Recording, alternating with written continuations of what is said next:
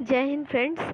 आज हम 69 बीपीएससी जो प्री का टेस्ट 4 है, इम्तिहान की जो टेस्ट सीरीज़ है उसका हम टेस्ट 4 करेंगे, जिसमें आज भाग 1 से लेके भाग 4 क तक का है। तो इससे क्वेश्चन जितने भी हैं उसको आज हम सॉल्व करेंगे। तो आइए स्टार्ट करते हैं। इसमें पहला क्वेश्चन है कि भारतीय संविधान के किस अनुच्छेद में कहा गया है कि भारत राज्यों का संघ है।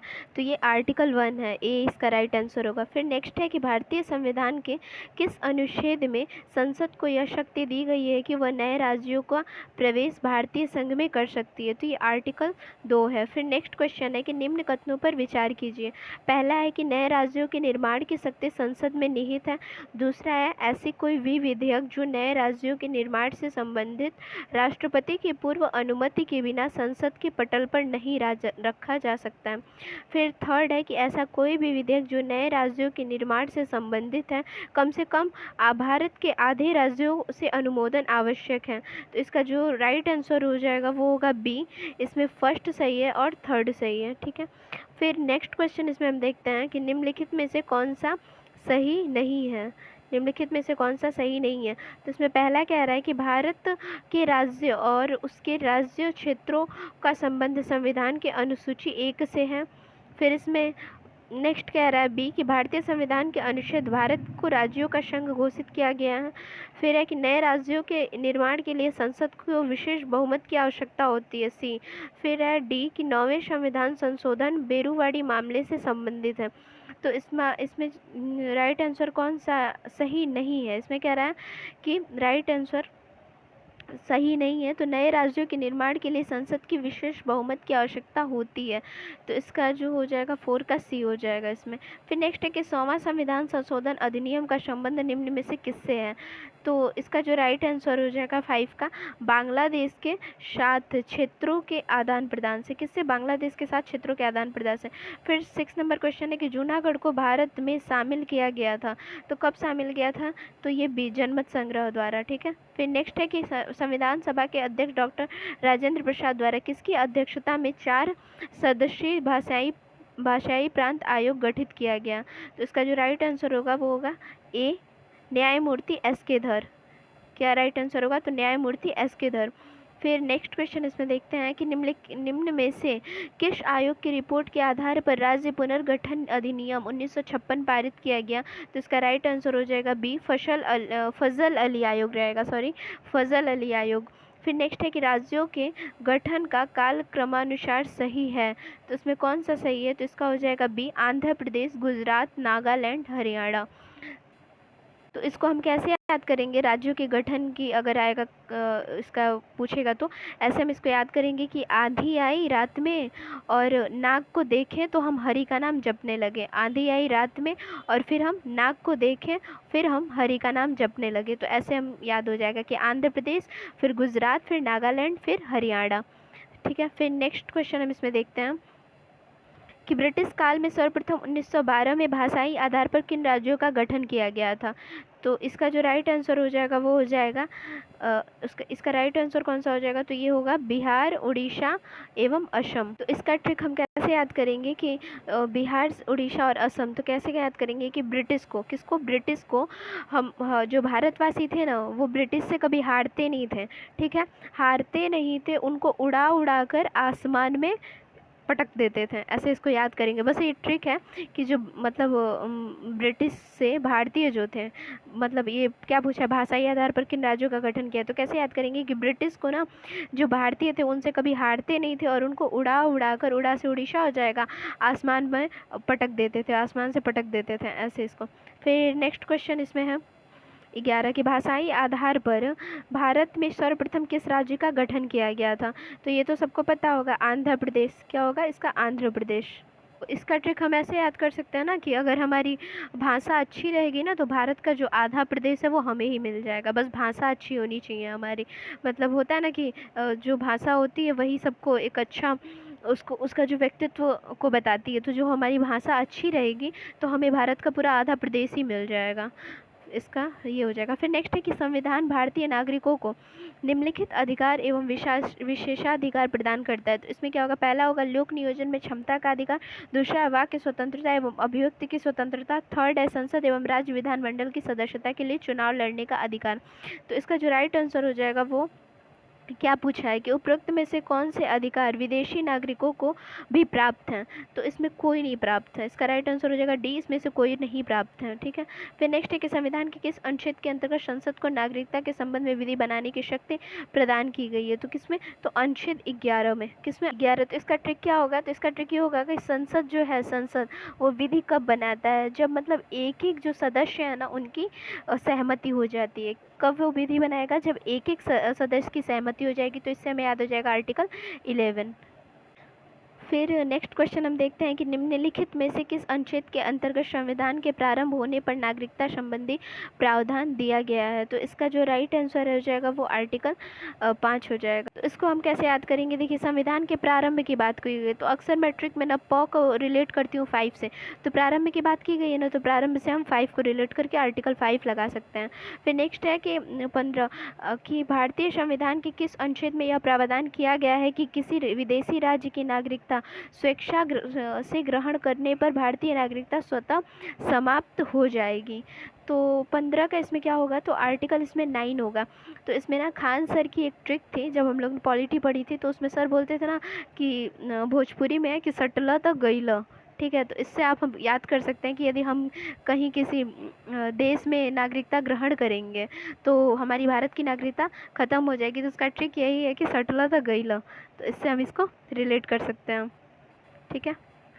और ये ट्रिक मेरी नहीं है, ये जो ट्रिक है वो खान सर की है। तो उस आप ये इजीली याद कर सकते हैं, ये तो कभी नहीं भूलेंगे क्योंकि मैंने भी आज तक नहीं भूला है। फिर नेक्स्ट क्वेश्चन है 16 के लगातार कितने वर्ष तक भारत से बाहर रहने पर सरकार द्वारा नागरिकता समाप्त की जा सकती है। तो इसमें हो जाएगा 7 वर्ष तक। ठीक है, 7 वर्ष। तो इसको हम कैसे याद करेंगे कि भारत से बाहर रहने की बात हो रही है, तो 7 को हम अक्सर न ट्रिक में रिलेट करते हैं सप्तऋषि।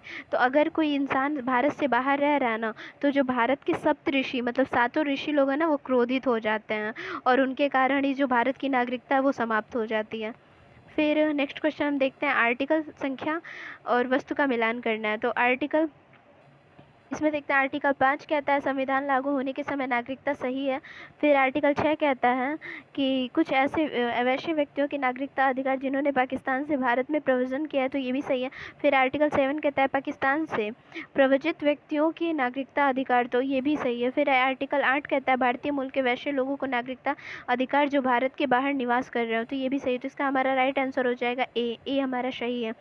फिर हम देखते हैं नेक्स्ट क्वेश्चन कि निम्न कथन पर विचार करें। संविधान के भाग 2 में नागरिकता संबंधी प्रावधान दिया गया है। और फिर है इसमें नेक्स्ट की संसद में सर्वप्रथम 1955 में नागरिकता संबंधी, तो ये तो गलत है। संविधान के भाग, एक मिनट सॉरी, इसमें क्या पूछा है कि गलत पूछा है ना, ये सही है, ये सही है। संविधान के भाग 2 में ही नागरिकता दी गई है। फिर सर्वप्रथम 1955 में नागरिकता संबंधी अधिनियम बनाया गया, तो गलत है। भारत नागरिकता 5 प्रकार से प्राप्त की जा सकती है, तो भारत में नागरिकता।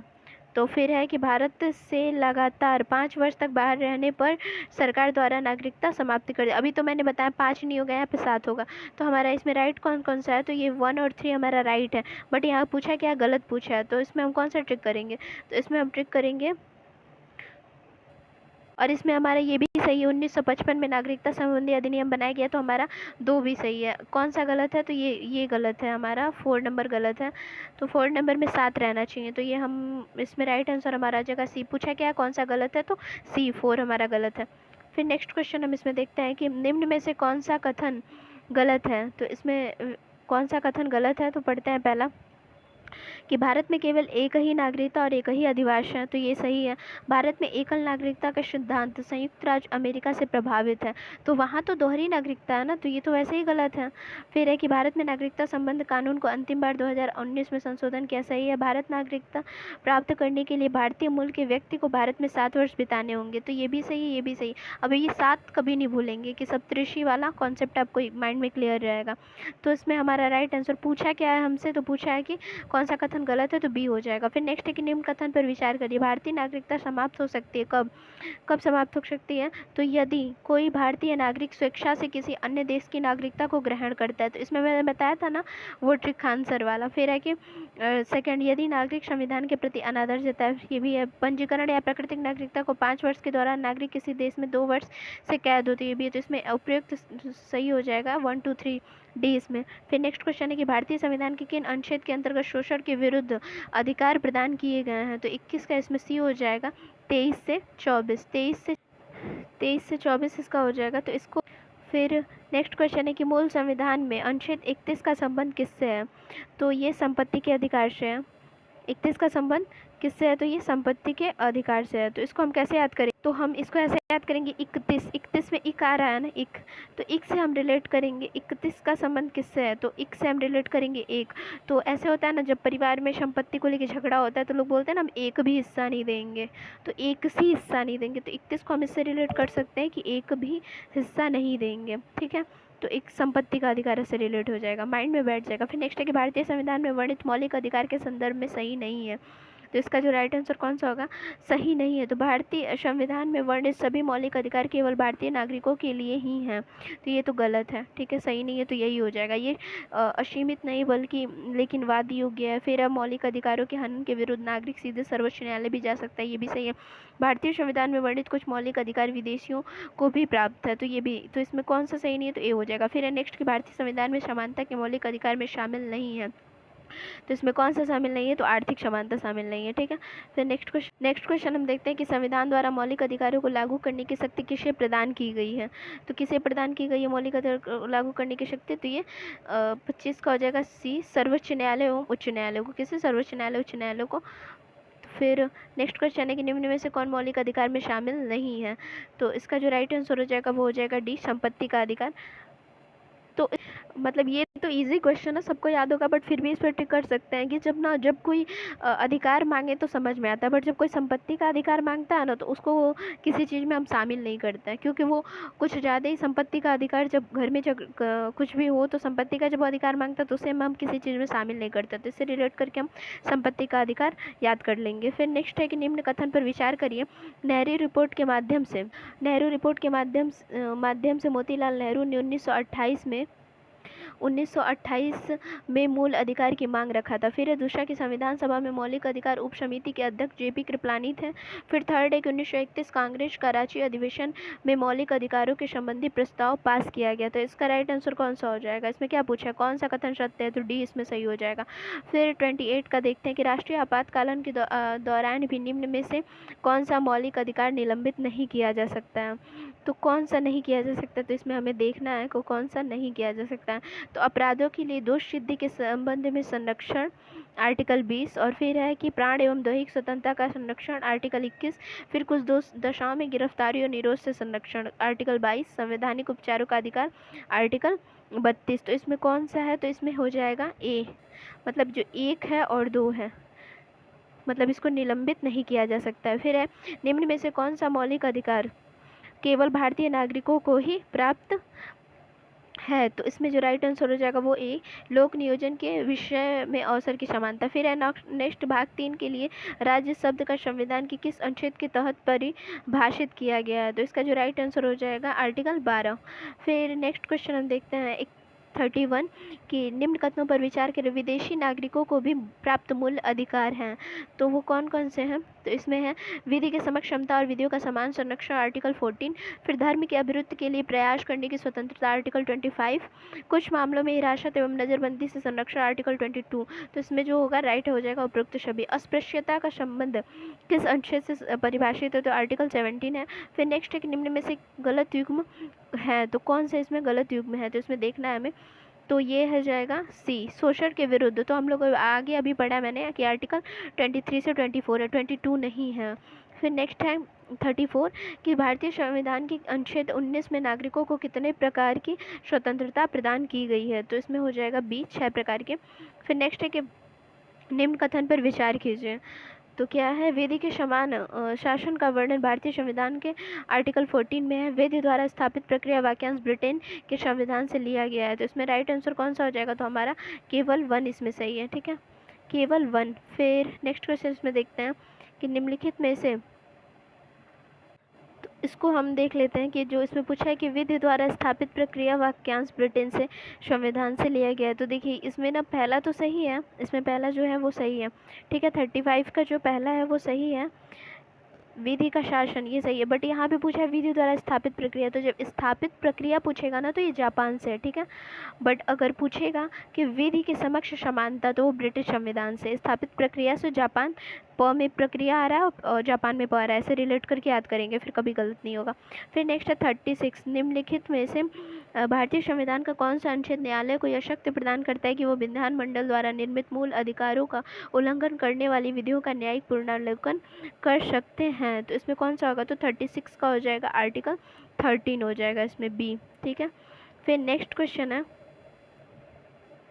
तो इसमें नेक्स्ट क्वेश्चन हम पढ़ते हैं कि किस संविधान संशोधन द्वारा संपत्ति के अधिकार को कानूनी अधिकार बना दिया गया था।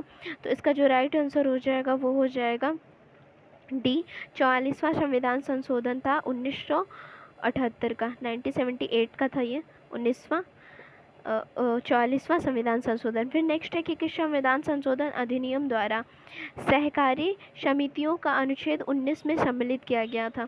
तो इसका जो राइट आंसर हो जाएगा वो हो जाएगा सी, 97वां संविधान संशोधन अधिनियम, ये 2011 का था, ठीक है। फिर नेक्स्ट क्वेश्चन है कि निम्न कथनों में कौन सा गलत है। तो संविधान के भाग 4 में अनुच्छेद 12 से 35 तक नागरिकों के मूल अधिकार का वर्णन है। फिर है कि संसद द्वारा किया गया संविधान संशोधन, संविधान, इसमें कौन सा आंसर है, तो इसमें देखिए पूछा ये देखिए इसमें जो पूछा है क्या संविधान के कौन सा गलत है पूछा है ना इसमें, तो पहला ही हमारा गलत है। देखिए संविधान के भाग 4 में अनुच्छेद 12 से 35 तक नागरिकों के मूल अधिकार, नहीं ये भाग 4 थोड़ी ना है, भाग 4 में तो डीपीएसपी है, तो भाग 3 में क्या है हमारा फंडामेंटल राइट है, ठीक है। तो ये हमारा गलत है, यही दिख गया, और बाकी ये तीनों ऑप्शन सही है।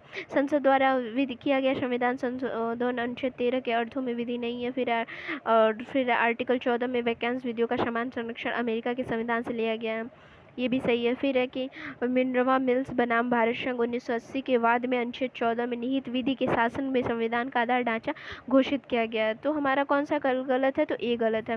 फिर है 40 क्वेश्चन कि निम्न में से कौन सा अनुच्छेद समानता के अधिकार के अंतर्गत नहीं आता है। तो इसमें हो जाएगा, इसमें ए हो जाएगा, ठीक है, इसमें ए हो जाएगा आर्टिकल 13। फिर नेक्स्ट क्वेश्चन है कि निम्न कथनों पर विचार कीजिए, कौन सा, तो भारतीय संविधान का अनुच्छेद 30 अल्पसंख्यक वर्ग शब्द को परिभाषित नहीं करता है। फिर है कि संविधान केवल भाषाई और धार्मिक अल्पसंख्यक वर्ग को मान्यता प्रदान करता है। तो 41 में कौन सा हो जाएगा, क्या पूछा है कौन सा कथन गलत है, तो न तो एक और न तो दो, ठीक है। फिर नेक्स्ट क्वेश्चन देखते हैं कि निम्नलिखित में किसने संवैधानिक उपचारों का अधिकार आर्टिकल 32 को संविधान का आत्मा कहा है।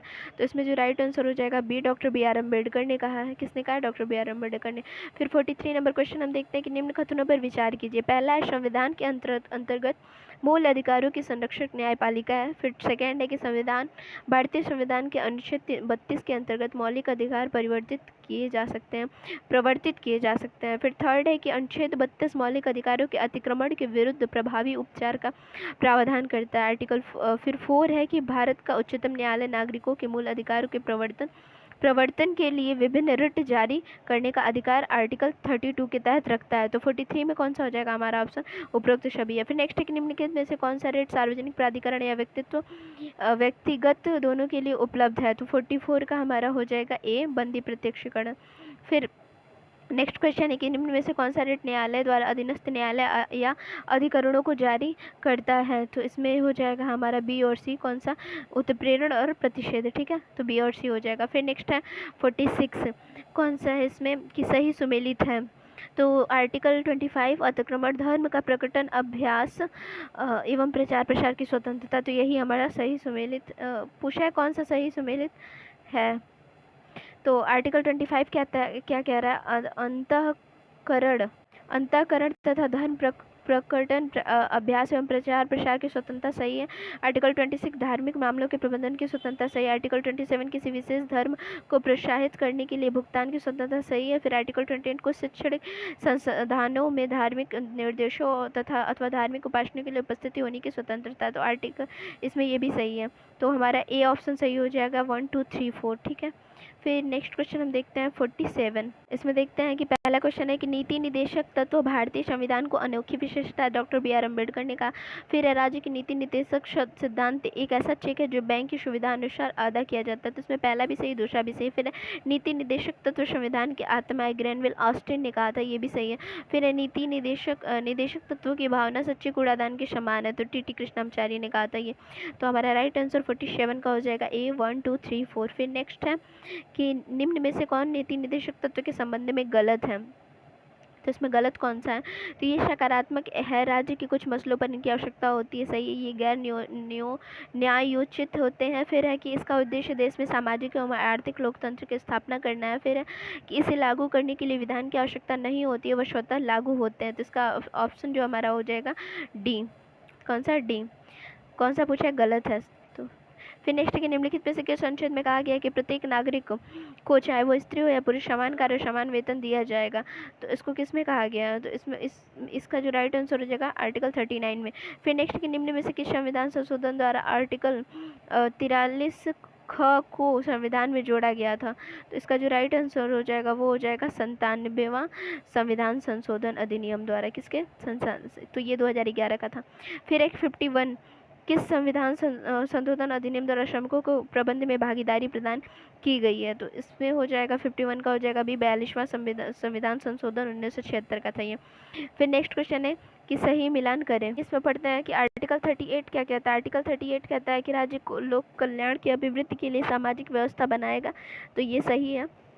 फिर है कि आर्टिकल 39 का कहता है कि सामान्य न्याय और निःशुल्क विधिक सहायता। तो ये भी सही है इसका। फिर है कि आर्टिकल 41 काम की न्याय संगत व मनोचित दशाओं का तथा प्रसूति सहायता का उपबंध। तो ये तो गलत है, ये आर्टिकल 42 का हो जाएगा। फिर आर्टिकल 41 का हो जाएगा कुछ दशाओं में काम, शिक्षा और लोक सहायता पाने का अधिकार। तो इसका जो राइट आंसर हमारा कौन सा हो जाएगा, तो इसका राइट आंसर हो जाएगा बी।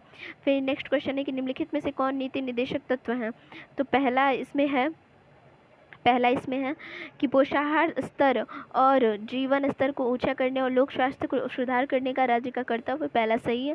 फिर एक राष्ट्रीय महत्व के स्मारकों, संस्थानों और वस्तुओं का संरक्षण, ये दूसरा भी सही है। फिर है पर्यावरण का संरक्षण और संवर्धन, वन्य तथा वन्य जीव की रक्षा, ये तीसरा भी सही है। फिर है वैज्ञानिक दृष्टिकोण, मानववाद और ज्ञान अर्जन तथा सुधार की भावना। तो ये चौथा गलत है, हमारा राइट आंसर हो जाएगा सी। फिर नेक्स्ट है कि भारतीय संविधान में प्रतिष्ठापित राज्य के नीति निदेशक तत्वों के अंतर्गत निम्न प्रावधानों पर विचार कीजिए। तो इसका जो राइट आंसर कौन सा होगा, तो पढ़ते हैं इसमें कि क्या पूछा है इसमें कि उपरोक्त में से कौन से गांधीवादी सिद्धांत है जो राज्य की नीति निदेशक तत्वों से प्रतिबंधित है। पहला पढ़ते हैं भारतीय नागरिकों के लिए समान नागरिक सिविल संहिता सुरक्षित करना है। तो इसमें फिर है दूसरा कि ग्राम पंचायतों को संगठित करना। तो गांधीवादी से सिद्धांत पूछा है ना, तो दूसरा सही होगा। फिर है ग्रामीण क्षेत्रों में कुटीर उद्योगों को प्रोत्साहित करना, ये भी हो जाएगा। फिर है सभी कर्मकारों के लिए यथोचित अवकाश तथा सांस्कृतिक अवसर को सुरक्षित करना। तो नहीं, ये हमारा बस केवल 2 और 3 हो जाएगा, इसमें सी सही होगा बस। फिर नेक्स्ट है कि किस संविधान संशोधन द्वारा भारतीय संविधान में मौलिक कर्तव्यों को जोड़ा गया था। तो 55 का हमारा हो जाएगा ए सही हो जाएगा, 42वां संविधान संशोधन। फिर नेक्स्ट क्वेश्चन हम देखते हैं कि मूल संविधान में मौलिक अधिकारों का वर्णन नहीं किया गया है। फिर है कि संविधान में मूल कर्तव्यों को रूसी संविधान से प्रभावित होकर जोड़ा गया है। फिर नेक्स्ट है कि 44वां संविधान संशोधन अधिनियम 1976 द्वारा मौलिक अधिकार को भारतीय संविधान में जोड़ा गया था। इसमें क्या पूछा है, कौन सा सही है, तो इसमें ना शी बस सही है, केवल 2 इसमें सही है। ठीक है, केवल 2 इसमें सही है, क्योंकि मूल संविधान में मौलिक अधिकारों का वर्णन नहीं किया गया, तो ये तो गलत है, किया गया है।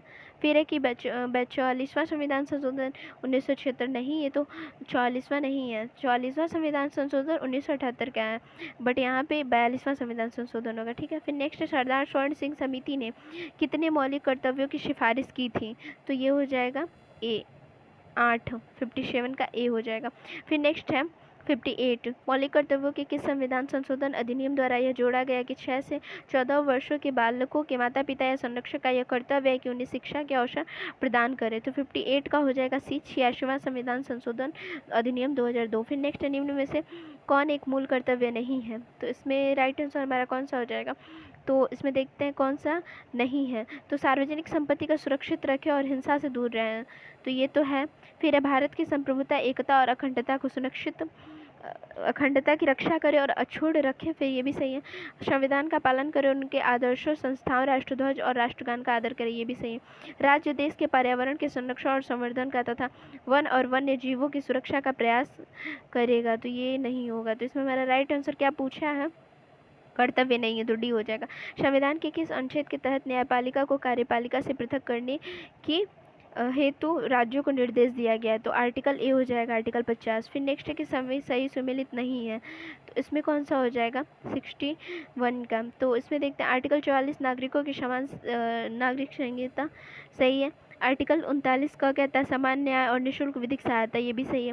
आर्टिकल 46 कहता है अनुसूचित जातियों, अनुसूचित जनजातियों, अन्य दुर्बल वर्गों की शिक्षा और अर्थ संबंधी हितों की अभिवृद्धि, ये भी सही है। फिर पूछा है सही सुमेलित नहीं है, तो आर्टिकल 48 पोषाहार स्तर और जीवन स्तरों को ऊंचा करने तथा लोक स्वास्थ्य के सुधार की राज्य का कर्तव्य, तो ये नहीं है। तो हमारा राइट आंसर होगा डी, सुमेलित नहीं है। फिर नेक्स्ट क्वेश्चन हम देखते हैं कि निम्न कथनों पर विचार करें। मौलिक अधिकार के हनन, नेक्स्ट है मौलिक अधिकार के हनन पर उच्चतम न्यायालय अनुच्छेद 32 के तहत रिट जारी कर सकता है। फिर नेक्स्ट है कि मौलिक अधिकार के हनन पर उच्च न्यायालय को आर्टिकल 226 के तहत रिट जारी कर सकता है। ठीक है। फिर उच्चतम न्यायालय की रिट संबंधी न्यायिक अधिकार उच्च न्यायालय से कम है। इसमें कौन सा कथन गलत है? तो इसका जो राइट आंसर होगा ना, वो हो जाएगा डी, उपरोक्त में से कोई नहीं गलत है। परमादेश रिट जारी नहीं किया जा सकता है, तो किस पे? तो निजी व्यक्तियों के विरुद्ध। ठीक है। फिर नेक्स्ट है कि निम्नलिखित में से कौन सा रिट अधीनस्थ न्यायालयों या अधिकरणों के विरुद्ध कार्यवाही के दौरान हेतु जारी की जाती है? तो इसका जो राइट आंसर हो जाएगा वो सी, प्रतिषेध। फिर नेक्स्ट है निम्नलिखित में से किस रिट द्वारा उच्चतम न्यायालय अधीनस्थ न्यायालय या अर्ध न्यायिक निकायों में चलने वाले वादों का पुनर्विलोकन करता है? तो 65 का जो हो जाएगा वो हो जाएगा बी, उत्प्रेषण। फिर नेक्स्ट न्यायालयों द्वारा अधिकार परीक्षा रिट जारी किया जाता है, तो किस पे? तो इसका हो जाएगा सी, किसी लोक पद को अवैध रूप से कब्जा करने वाले व्यक्ति के विरुद्ध। फिर नेक्स्ट क्वेश्चन हम देखते हैं 67। जब सेना विधि प्रवृत्त हो तब निम्नलिखित में से किस अनुच्छेद के तहत संसद सेना विधि के तहत किए गए कार्यों को विधि मान्य घोषित कर सकती है? तो इसका जो राइट आंसर हो जाएगा वो हो जाएगा सी, आर्टिकल 34। फिर नेक्स्ट मूल अधिकारों को प्रवर्तित कराने के लिए उच्चतम न्यायालय कितने प्रकार के रिट जारी कर सकता है? तो 68 का हो जाएगा सी, 5। फिर नेक्स्ट है भारतीय संविधान का कौन सा अनुच्छेद निवारक निरोध विधि के संबंध में प्रावधान करता है? तो इसका जो राइट आंसर हो जाएगा वो हो जाएगा डी, आर्टिकल 22। फिर नेक्स्ट है 70 कि संविधान के आर्टिकल 21 के अनुसार किस वर्ग के बालकों को निःशुल्क एवं अनिवार्य शिक्षा का मूल अधिकार प्रदान किया गया है? तो इसमें जो हो जाएगा सी, 6 से 14 वर्ष के बालकों को। फिर नेक्स्ट है निम्नलिखित में से किस अनुच्छेद के तहत नागरिकों को शक्ति, संस्कृति और शिक्षा संबंधी अधिकार प्रदान किया जाएगा? तो इसका जो राइट आंसर हो जाएगा वो हो जाएगा, देखते हैं कि पहला है धार्मिक संस्थाओं की स्थापना और पोषण, धार्मिक कार्यों के प्रबंधन का। फिर और थर्ड है संपत्ति के अर्जन व स्वामित्व का। तो इसमें कौन सा हमारा हो जाएगा? तो इसमें हो जाएगा डी, सही है। फिर है नेक्स्ट हम देखते हैं, माफ़ करिएगा एक क्वेश्चन छूट गया, सॉरी यहाँ पे एक क्वेश्चन, माफ़ करिए यहाँ पे एक क्वेश्चन छूट गया है, मैंने 71 का आंसर ये दे दिया। 71 फिर से पढ़ते हैं। निम्नलिखित में से किस अनुच्छेद के तहत नागरिकों को संस्कृति और शिक्षा संबंधी अधिकार प्रदान किए गए हैं? तो इसका हो जाएगा डी, आर्टिकल 29 व आर्टिकल 30। फिर नेक्स्ट है इसमें आर्टिकल 26 के अंतर्गत किसी धार्मिक संप्रदाय या उसके अनुभाग को अधिकार प्रदान किया गया है? तो इसमें ये तीनों ही सही हैं। धार्मिक संस्थाओं की स्थापना, पोषण, फिर धार्मिक कार्यों के प्रबंधन, संपत्ति के अर्जन व स्वामित्व। तो इसमें हमारा जो राइट आंसर हो जाएगा वो डी हो जाएगा। फिर नेक्स्ट है धार्मिक कार्यों के प्रबंधन के अधिकार को राज्य द्वारा निम्न में से किस आधार पर नहीं प्रतिबंधित किया जा सकता है? तो इसका जो राइट आंसर हो जाएगा वो हो जाएगा डी, धर्म समुदाय के आधार पर। फिर नेक्स्ट है कि आर्टिकल 19 क्लॉज 1 सब क्लॉज क के अंतर्गत, सॉरी आर्टिकल, माफ़ करिएगा यहाँ पे जो क्वेश्चन है 74, तो आर्टिकल 19 क के अंतर्गत निम्न में से कौन सा अधिकार शामिल नहीं है? तो इसमें हो जाएगा जो हमारा राइट आंसर हो जाएगा बी, हड़ताल एवं बंद का अधिकार। फिर हम देखते हैं 75 नंबर क्वेश्चन अपना, कि भारतीय संविधान के किस अनुच्छेद के तहत यह उपबंध किया गया है कि किसी अभिव्यक्ति व्यक्ति का स्वयं अपने विरुद्ध साक्ष्य देने के लिए विवश नहीं किया जाएगा। तो इसका जो राइट आंसर हो जाएगा वो सी हो जाएगा, आर्टिकल 20 क्लॉज 3। ठीक है, आर्टिकल 20 क्लॉज 3। तो यह हमारा इम्तिहान का टेस्ट सीरीज़ 4 था। इसके पहले की सारे टेस्ट सीरीज चैनल पे अपलोड हैं, उसकी प्लेलिस्ट भी बनी हुई है, आप वहाँ से देख सकते हैं। और प्लीज़ चैनल को सब्सक्राइब करें।